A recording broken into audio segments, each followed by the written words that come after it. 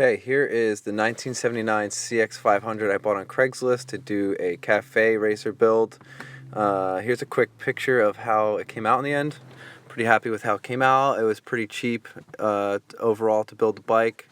So first thing I did was remove all the chrome like sissy bar and the engine guard and started a prep to get this motor painted black. I wanted to paint it with the motor still in the bike. So all I did was take off the gas tank, anything that was in the way, and tape the rest of it off like that it didn't take out. Just have nice crisp lines on the end to make it look like the motor was actually removed. So another thing I took out was a good detail of the Honda badge over here. It's just 2 screws. I took it out and then put it back in when I was done. Came out really good. Did 5 coats with the high heat enamel. I also did the valve cover silver, which came out pretty good and is holding up really well.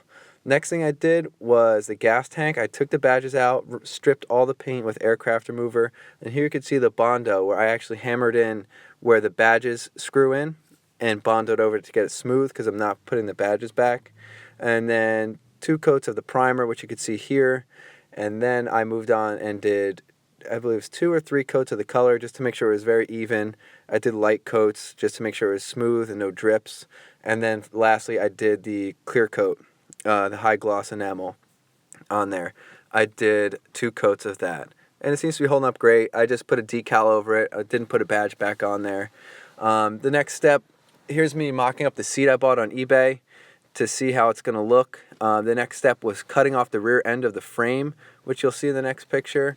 I just chopped it off with an angle grinder right here, and now the seat will sit flush here. You can see it already kind of goes to the contours of the existing frame.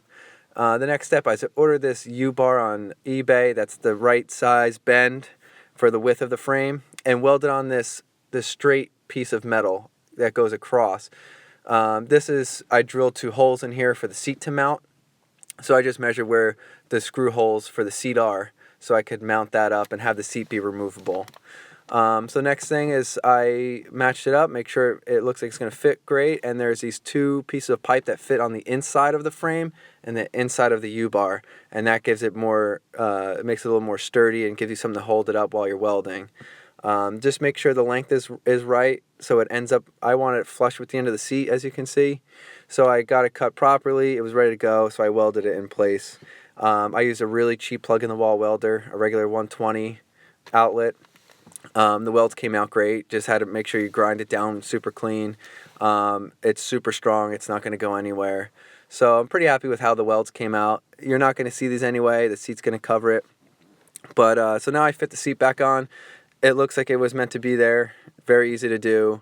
So back to the gas tank. I just was getting that prepped. Want to throw it on there, see how the whole bike looks. Put the decal on. Put the rest of the gas cap on. And see how it fits with the seat. There's a little bit of gap between the 2, but it still looks very clean. Doesn't look like original or anything, but very purposeful looking. And so the next thing I did was remove the front shocks to lower those springs. You can see I removed, this is 2 inches. So what I did was cut 2 inches off the spring, and then I cut a 2-inch piece of copper pipe, which you can see on the bottom, which is the same size of the piece of string I cut out, and I put that on the rebound rod. Now watching the next photo where I put it, you'll see the rebound rod and then where I added that copper tube. This is a 1/2-inch copper pipe. You might have a different size rebound rod, I'm not sure, but it slides right on there. You bolt it back together just the way I showed, and then you'll have a 2-inch lowered fork with no play in it. So the next thing I did was paint the new raw steel that I put on the rear subframe, and I drilled a hole and wired in this LED light bar, which was only $5 on eBay. It has the brake light built in, so it gets brighter when you hit the brakes, and has a left and right blinker. So it was very easy. I just drilled a hole, wired it through the frame. You can see how the taillight operates. It's actually really bright at night, especially with the brakes on. Left and right blinker that fit in, and it looks super sleek, and it only goes on with a sticker, so it's like a double-sided tape pretty much, and it's been holding up really well. So next thing I did, I have the headlight mounted up here. It was another headlight from eBay, which probably cost $75. The hardest part was just shoving all the wires in there.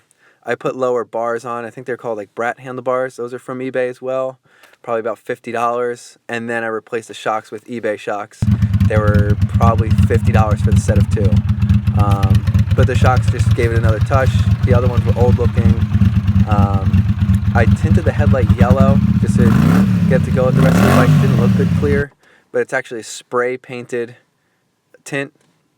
I couldn't get a regular tint to curve to the contours of the headlight, so the spray on works and looks great. I heat wrapped the headers of the exhaust, which was a touch that I did over there, really just to cover up the chrome and give it a better look. Here's a bike when it was all done.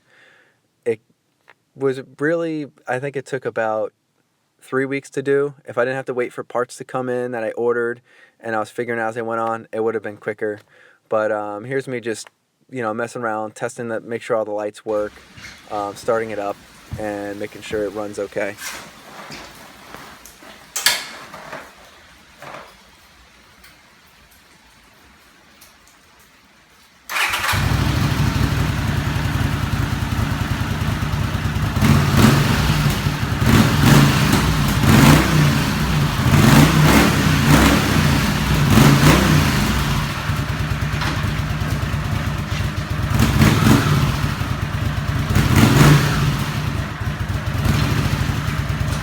So in the end, I bought the bike for $1,500. It ran great, it had low miles. It just looked like it was kept in not a good spot, so it was really corroded and dirty looking. I probably put in about $500 in parts in the end, and again, it didn't take me too long to build. So it was really inexpensive. For how cheap it was, it looks great, it runs great, and it rides good too. It rides a little different with the lower front forks, but overall, still a pretty good bike.